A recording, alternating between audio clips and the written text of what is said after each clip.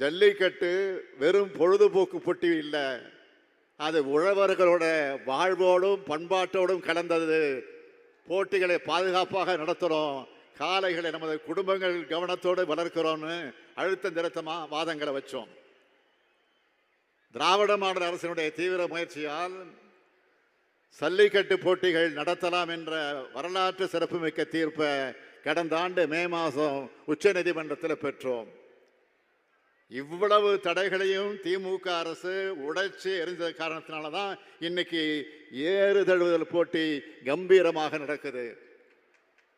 இந்த சாதனை வரலாற்றோட தொடர்ச்சியா இந்த கலைஞர் நூற்றாண்டு ஏறுதழு அரங்கத்தில் காளைகள் ஏறுதழுதல் பற்றிய அருங்காட்சியகமும் நூலகமும் அமைக்கப்பட்டிருக்கு.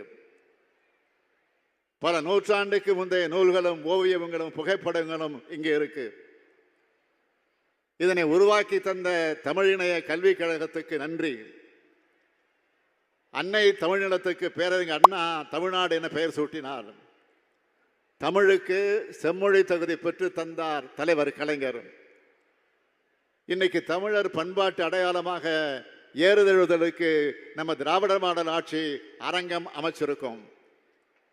இந்த தருணத்தில் நான் உங்ககிட்ட கேட்க விரும்புவது, சாதி பிளவுகளும் மத வேறுபாடுகளும் தமிழர் ஒற்றுமையை சிதைக்க பிற்காலத்தில் உருவாக்கப்பட்டவை என்பதை உணர்ந்து தமிழர் என்ற நமது அடையாளத்தோடு இது போன்ற பண்பாட்டு திருவிழாக்களை ஒற்றுமையாக நடத்துவோம்.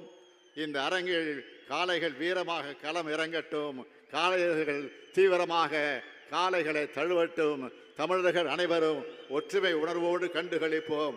தமிழ் வாழ்க, தமிழ்நாடு வாழ்க, வீர விளையாட்டான ஏறுதழுவுதல் வெல்க. நன்றி, வணக்கம்.